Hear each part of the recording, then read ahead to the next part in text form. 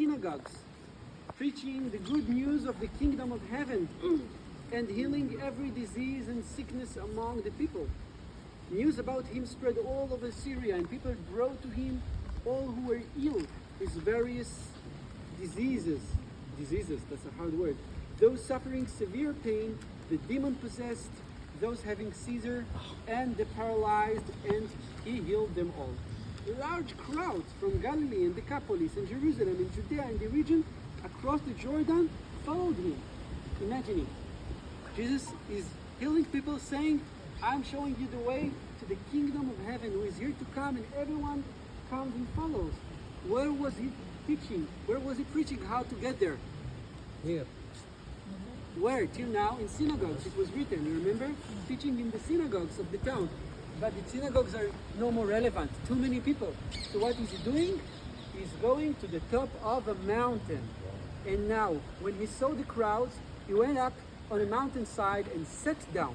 His disciple came to him, and he began to teach them, saying, now he's teaching, now he's giving us his new Torah, his new scripture. How should we get to this new annunciation of kingdom of heaven? So, listen carefully.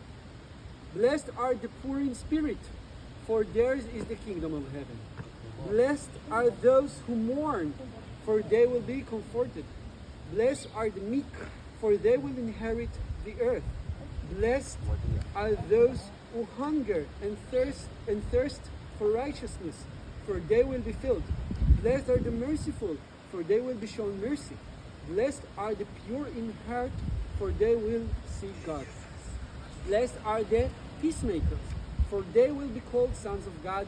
And blessed are those who are persecuted because of righteousness, for theirs is the kingdom of heaven.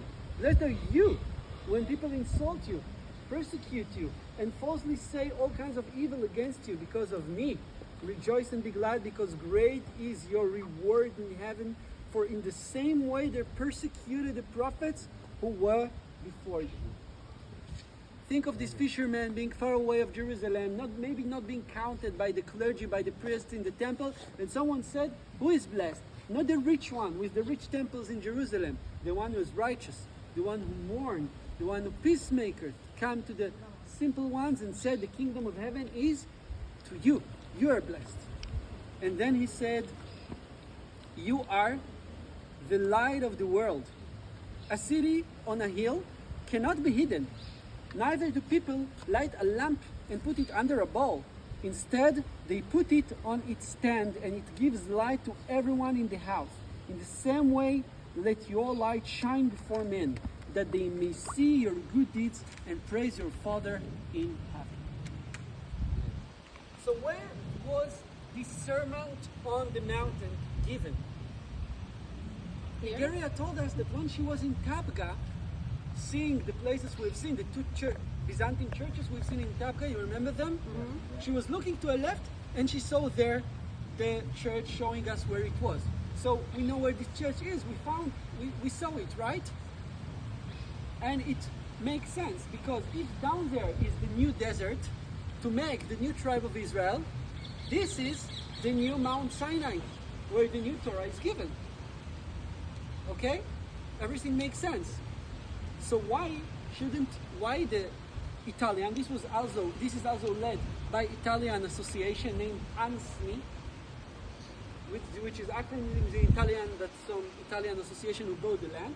Why they decided not to get it there on the feet of the mountain, but here on the top of it.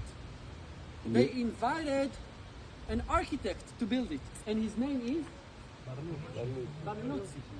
Now let's try to look at it and think what Berluzzi wanted to tell us with this church. This church is octagonal, and when we go to classical churches from Byzantine time, we know if it's just a place of assemblance, it will be a basilica facing the east. And if it's around a sacred object, it will be a concentric octagonal. We know these rules, right? So this is an octagonal. And what is in the middle? Nothing. Nothing. Very weird. So why octagon? Because the 8th blessing. Eight ones are blessed. Blessed are the mourners. Blessed are the peacemakers. So we have 8 parts of the church. 8, how do you call it? Edges. Yeah. And each edge is each what? Angle, Side. angle. Each side. No, it's not. Each Angle. side is devoted to one virtue that will take you to the kingdom of heaven. So in each side you will stand.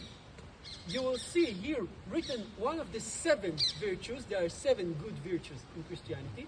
On up you see on the window the vitrage showing you one of the 8 blessings, and all the 8 sides ending with the big dome. And on the dome you're going to see Jesus Christ in gold and blue. Gold and blue is the kingdom of heaven. Gold is kingdom, in the blue of heaven, showing you those 8 sides can take you to the kingdom of heaven. That will be seen from inside. So the octagonal here is totally not following classical rules of what octagonal symbolize. Totally different, totally creational, totally modern, not connected to history of church. A question about this specific sentence? Yes. Okay, yes. My question is, we all know that also the Al-Aqsa Mosque has octagonal. Yes. So is there a relation or a related? Well, but Al-Aqsa Concentric. really follow the Concentric, classical. like. The Ah, the classic is classical. octagonal, Concentric. is around something sacred in the middle, and this is Al-Aqsa. Not Al-Aqsa, but Qubat Yeah. al-Salah. This is exactly the situation. So They followed the Byzantine rule, Yeah. the Umayyad. Ah. The Umayyad follow Byzantine rules. Next week we're going to be in an Umayyad side, and we're going to see how Byzantine they were. Even the workers was Christians Yeah, that's what and this- Jew. A question about what I just said? If not, I just finished in 2 sentences. But when you look from outside, take a look. What do you see from outside that Berluzzi have done? Arches. Arches, but something was really bold. The basalt stones, Black and white. Black A lot and of white. Black and white who make the church really bold. yes. And it's on the top of the mountain, so it's seen from far away. It's seen from far away, and because it's so bold, the black and white, even far out. It's like try to make something really, really bold that can be seen from everywhere Bold. on the top of the mountain. And you can see this balcony going around. It helps you to see the view, because the hero of this church is the view of the Sea of Galilee, where Jesus acted. I don't know if it was here or in some other place, but from here I can see all the evangelistical triangle, all the areas where Jesus was active, from Magdala to Capernaum to Kursi. See, recognize all the places, and know those are the view that Christ has seen. You can trust the Byzantine about the specific places, you cannot trust them, but you know that from here you can connect to the outside view. That's why this church is not an octagonal trying to face you to the inside, but trying to make you look to the outside. The hero, the sacred object here is not an object, is the view of this area, the evangelistical area, the area Jesus lived in. And now if I go back to the Sermon of the Mount, you remember what they said? Shall a lamp would not light if you put a bowl on it. Where you should put it? On the stand. On the stand, so everyone can see. And that's exactly what Berluzzi has done. He Wants to said, put it on the if I will minaret. rebuild this church down there on the Byzantine church, no one will see it. Just the ones who go to Capernaum are going to see to the left. So I'm doing exactly what Jesus was preaching to. I took it from down there, I took the lamp and put it on a big stand, white and black, on the top of the mountain on the view, so everyone can see it from around. And I think that this sums our day very much, because maybe Migdal is here, maybe it's there, maybe the loaves and fishes was on this side, maybe on this side.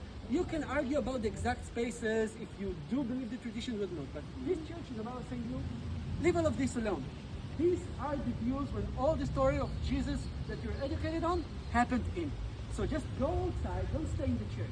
Look outside, see the land, and remember that all the parables and teachings were done inspired by this specific view that was not changed in 2,000 years. Okay? So take your time, take a quick look and see.